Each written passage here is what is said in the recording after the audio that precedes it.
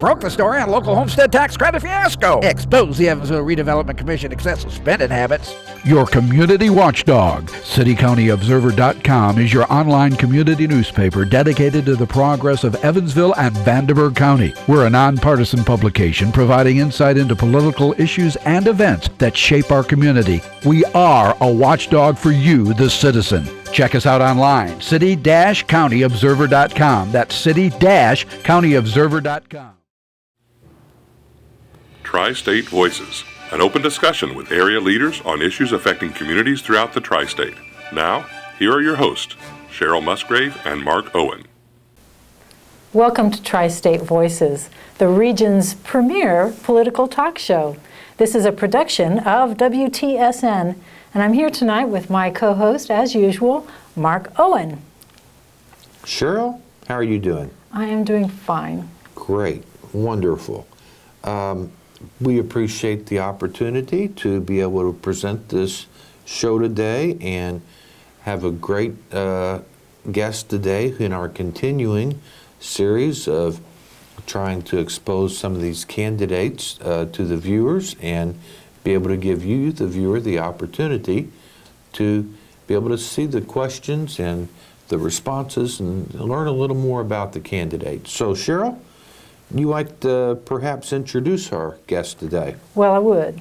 Our guest today is David Wrights Ballard.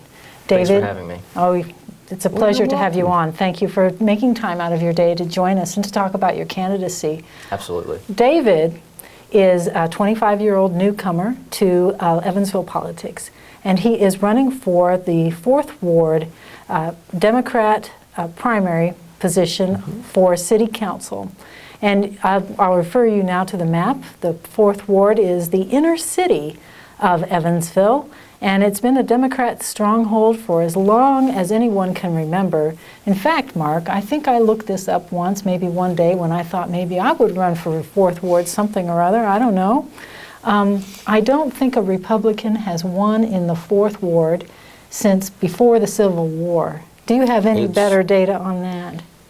The 4th Ward briefly had an appointed Republican, I believe. How did that happen? It was a strange situation, but there was a real brief period where a candidate or the councilman was appointed but did not seek re-election because the 4th Ward has been a Democrat candidate for as long as any of us can remember. And we sincerely hope it stays like that for quite a long time. Well, that's what the former Democrat Party chair would tell you, that they hope that it stays that way. But as a Republican myself, I would certainly like to see some change. But we'll have to leave that issue of gerrymandering of political districts to another day. Why don't we put David through the, is it a mill? Is that what we're going to put him through? Yeah, make him, that's good. Yeah. David, tell us give us a little, brief summary about yourself. Tell us a little bit about your background and why you decided to run, okay? Great, sure. Well, my name's David Wrights Ballard. I'm 25 years old. I'm a graduate of Indiana University. I have a degree in sociology and journalism. I work in Vanderburgh County Juvenile Court. I am a juvenile probation officer. I do intake interviews with juvenile offenders and make recommendations to the judge and the prosecutor about different courses of action to sort of rehabilitate these juveniles. I decided to run because I want to make a difference in the 4th Ward and in Evansville as a whole. The 4th Ward especially is a high crime area. The south sector of Evansville is historically has the highest rate of crime. I think my background in criminal justice, working in juvenile court, will give me the upper hand in dealing with these law enforcement issues, sort of bridging the gap between local police and the 4th Ward residents. Well, let me just jump in here. I know that they passed a law saying that governmental employees couldn't serve as city council members. I'm just wondering, will you have to give up your job if you get elected? Unfortunately, yes. That is the case. I've spoken with my supervisor and also Judge Brett Niemeyer about this situation. Yes, if I do win the election, I will have to give up my position in the juvenile court. But I think since I've already built relationships with so many people that work in the courts and work for the EPD and the Sheriff's Department, I think that this gives me the upper hand in dealing with these inner city crime issues. Okay. So what would you plan? What would you do if you had to? What's the next step if you have to? If you'd have to give up your job? Well, then hopefully I'll be a full-time city council person. Oh, no. City council members only get paid part-time. Is that enough to keep you and any family you have going? Well, currently I'm single. I don't have a family at the moment. I live near to my parents, who also live in the 4th Ward and have for a very long time. I think since I am so young, and I have the time and the energy right now to treat the council position as a full-time position. And even though it's only part-time pay, I think with my youth and energy and education, I'll be able to be extremely effective. Okay. Well, why did you decide to run? Obviously it's a long-term incumbent, 6 terms, I believe, I read. 20 years. Correct. So why did you decide to seek the office? I'm from the 4th Ward. My family's from the 4th Ward. I've lived in the 4th Ward my entire life, with the exception of 4 years at IU Bloomington, and I spent a year living in Europe teaching English as a second language for a year after college. I've always been active in my community. When I lived in Evansville, I have worked for a long time as a youth tutor at Patchwork Central. I think that, well, number one, I've always been interested in government and politics, and I've always dreamed of holding an elected office. I think now's the time. The timing is right. Me, myself, I feel like I'm ready for it. I think that I can do a great job in making a difference in my community. And Mark, you know that we make every effort to have both or all the challengers and the incumbents appear together on the show. We think that that's the best way that the public is informed about their choice in a race. And we did invite the incumbent Connie Robinson to join us, and I know that you had several conversations with her. She had a bit of a crisis today. She had a couple employees who were who were sick, not able to come to work, and Connie owns her own small business, and as a result, it put her in a crunch. She had a big order, and had to get this order together and prepared for delivery in the morning. And she was directing the remainder of her staff to try to get things going. And so she called, she apologized, and unfortunately, because of some timing issues in the calendar, it just wasn't good for us to be able to reschedule.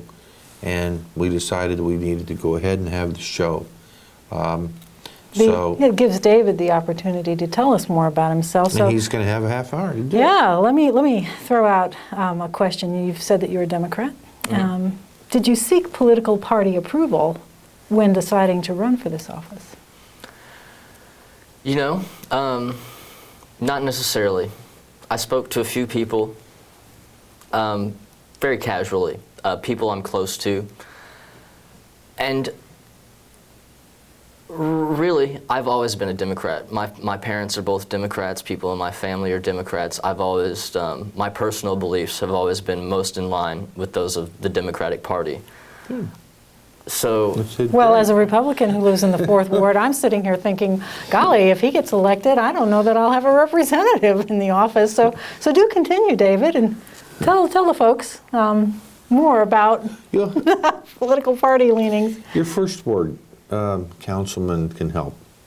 Oh, yeah. He'll be your representative. He represents the 1st Ward, though, and I live in the 4th Ward. So let me ask a follow-up, unless Mark's got one. No? Go ahead. If your opponent wins the primary election, will you support her in the general election?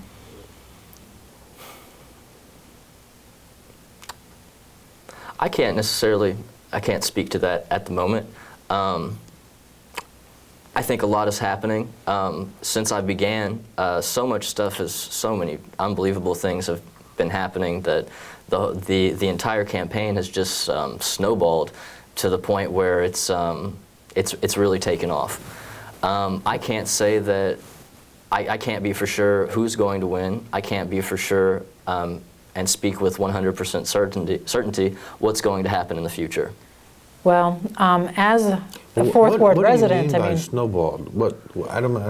I'm missing what's happened or what's transpired. And let me just throw this in there. Yeah. Whoever wins the primary at this point in time will represent the Right. Fourth Ward because there is no Republican candidate. Right. So go ahead, please. I didn't mean to That's true. interrupt. Snowball. Think you have something small, the conception of my idea that I'm going to run for office, and all these new developments. I've had a fundraiser, I have signs out now, I have a door hanger coming out, so watch out, I'll be paying a visit to your house, hanging a door hanger on your house. So this snowball, it's sort of gotten a little bigger and a little bigger, and you know, I know that I'm facing an uphill battle, facing a 5-term incumbent, but it's sort of gotten bigger to the point where I think that now she's treating me like a she's taking my campaign very seriously. I think she's gotten too comfortable over the past 20 years, and especially in recent elections, typically running unopposed or with little opposition in the Fourth Ward. Wouldn't you want her to take the campaign serious? Absolutely. Okay. But I started off so small with so little, and it's sort of grown from there. And I'm really excited about it. Okay. Well, in terms of, I'm not sure you really, give me, you mentioned, for instance, that you were concerned about the crime issue. Give me some specifics that you would do to try to improve upon that situation. Okay.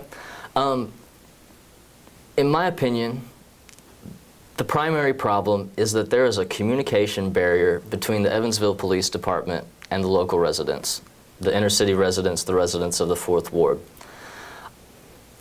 I think that in order to sort of bridge this gap or build a bridge between the residents and the police department, new communications training, diversity training. The police officers and the residents don't necessarily speak the same language.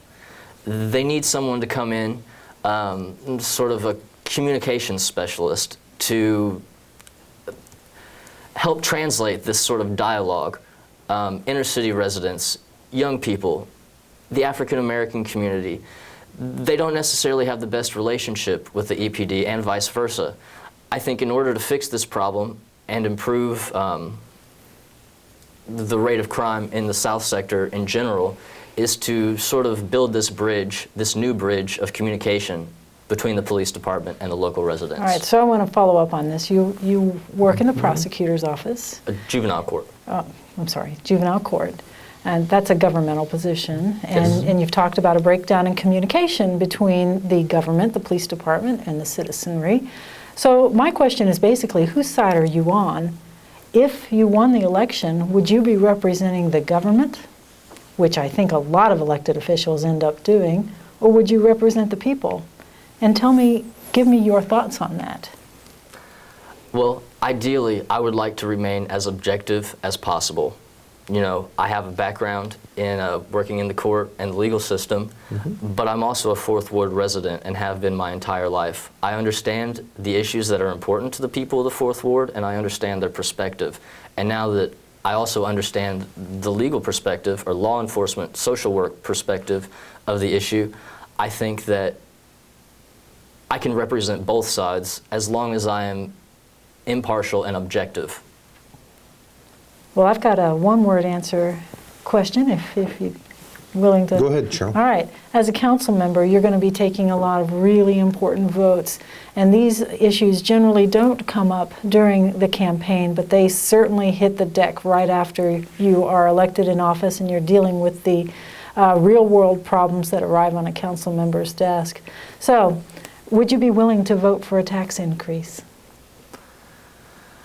It depends on the situation. That's a very general question, I feel like. Well, it's Give me kind a of specific answer. because you have to do that once a year on the budget, and however you vote on the budget is what will determine whether taxes go up or go down or stay the same. Right. So it is specific, but Okay. that'll happen every year as a councilman. Well, let's look at the example, since we've already been speaking about crime. Let's talk about this new technology, ShotSpotter.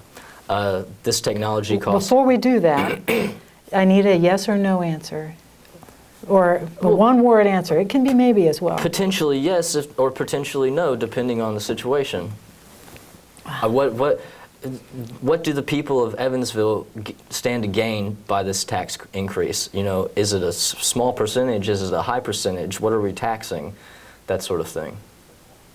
I think your question's very, very general. So I guess the short answer you're looking for would be Well, probably. if the budget, here's I think what Cheryl's really saying is that when you go, you know, right now there's a deficit in the budget, okay? And in order to get out of the deficit, in order to move forward, you're either going to have to raise taxes or cut spending. So I think what she's really pushing at is, what would your preference be, to raise taxes or to cut spending? I think a combination of both would be most effective. Find what can be cut, what is acting inefficiently, what offices are sort of overweight, if you will.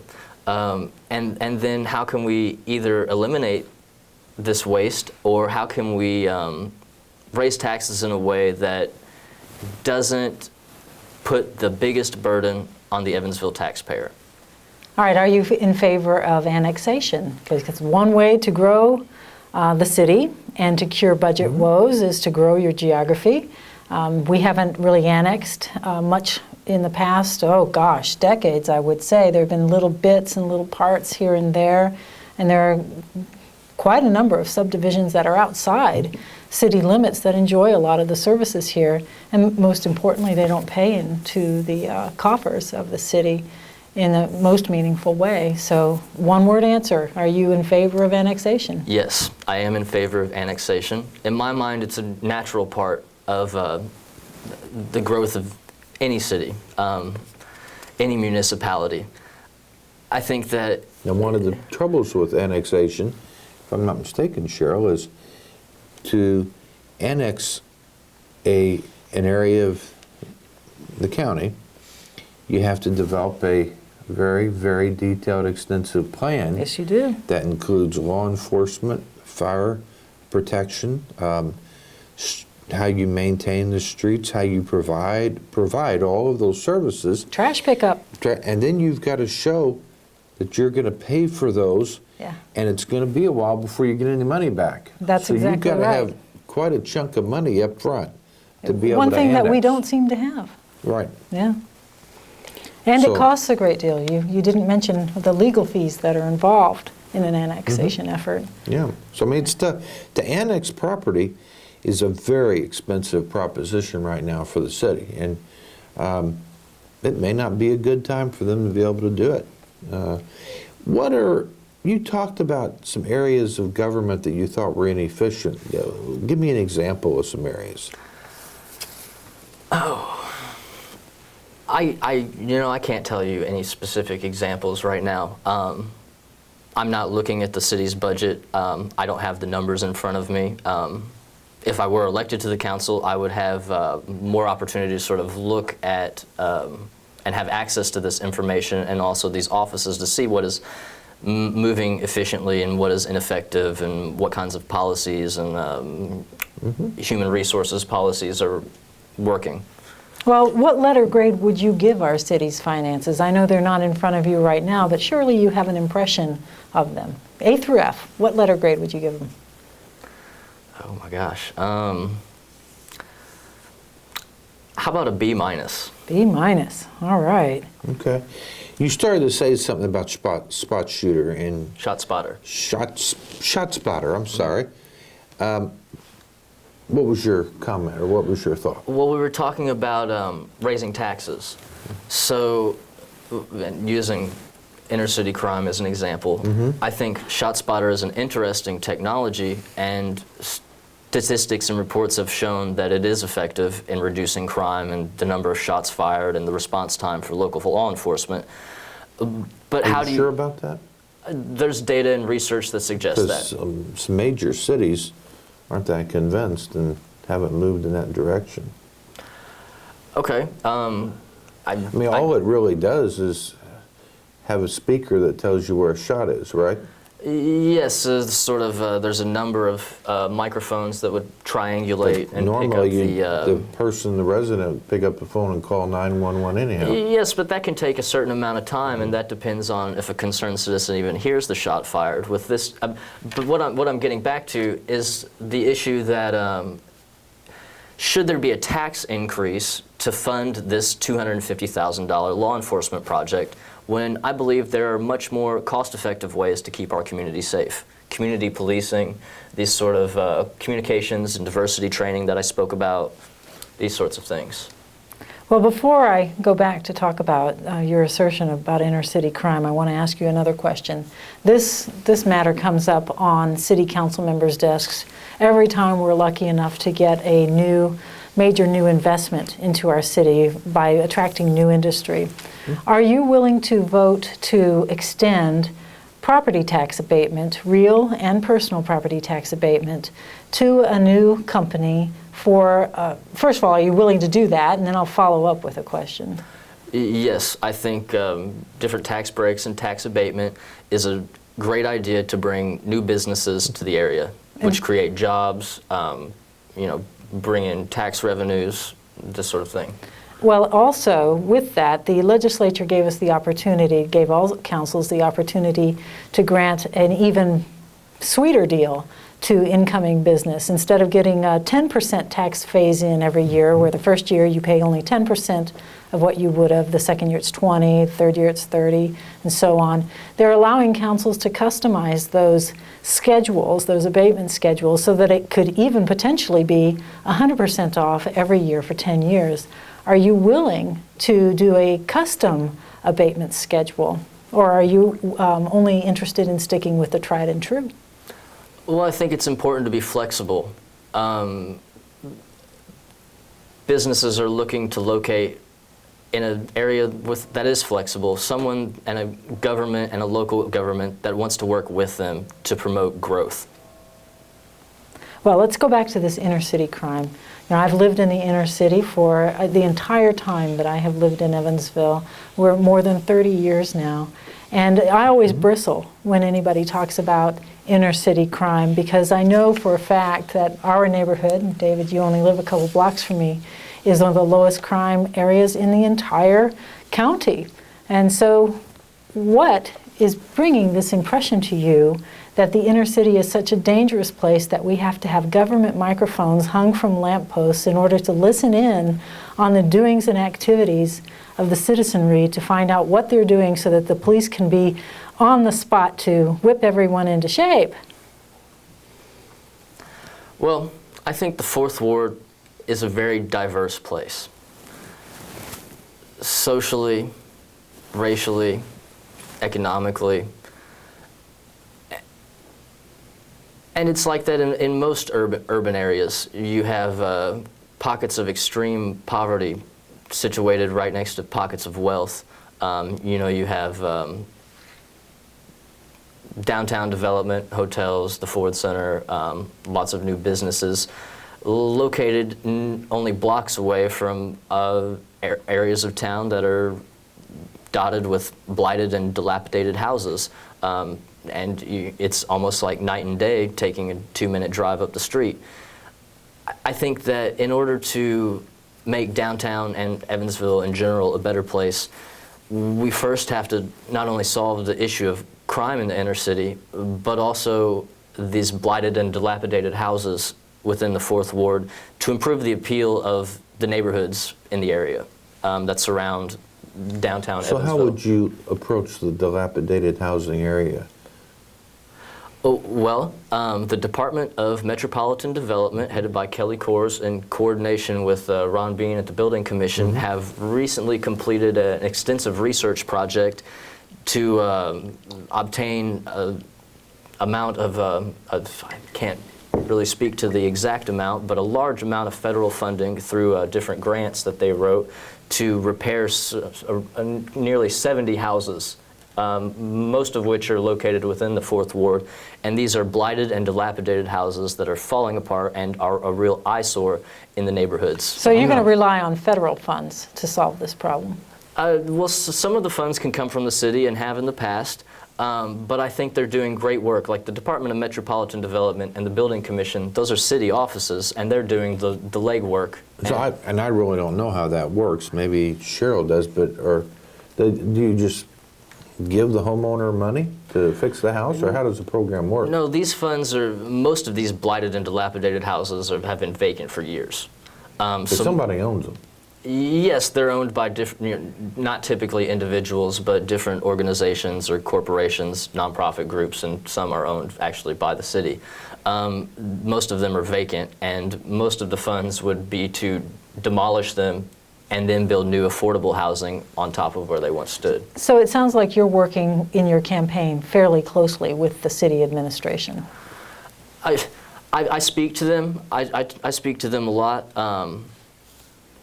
just so that I can have a good background on what I'm speaking about, these current issues. I've been to their presentations. I've read their reports. I know them personally. I think they do great work.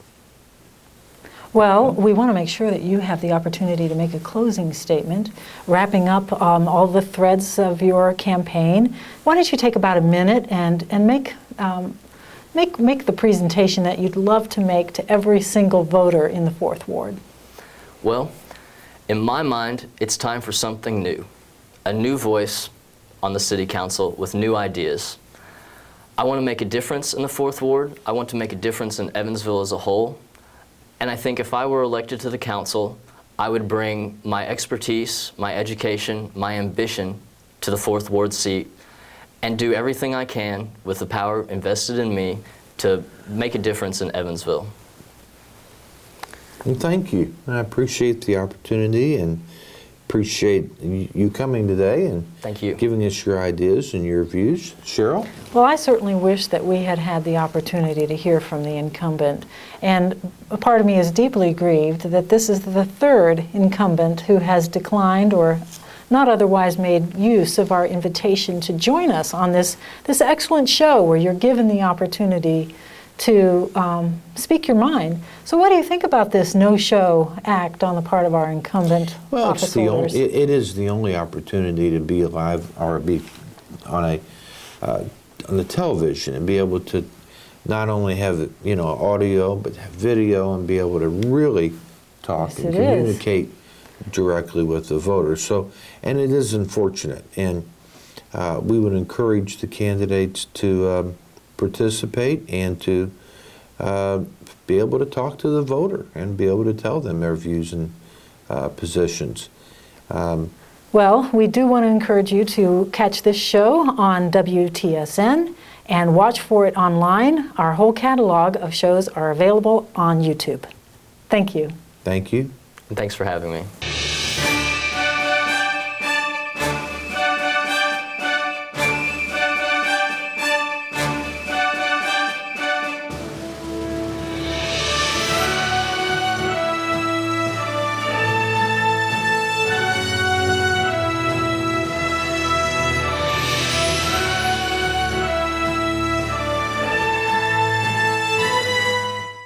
This year in the Tri-State, 1 out of 8 people will be in an accident. Would you know what to do? Pain and suffering, lost time if you're working. When you call Woods & Woods, you are not a statistic. You are our client, and we will fight to get the money you deserve. If you're in an accident, call Woods & Woods if you want justice. If you've been injured, call 1-800-544-2108. Let Woods & Woods work for you. You don't owe us a dime unless we win your case.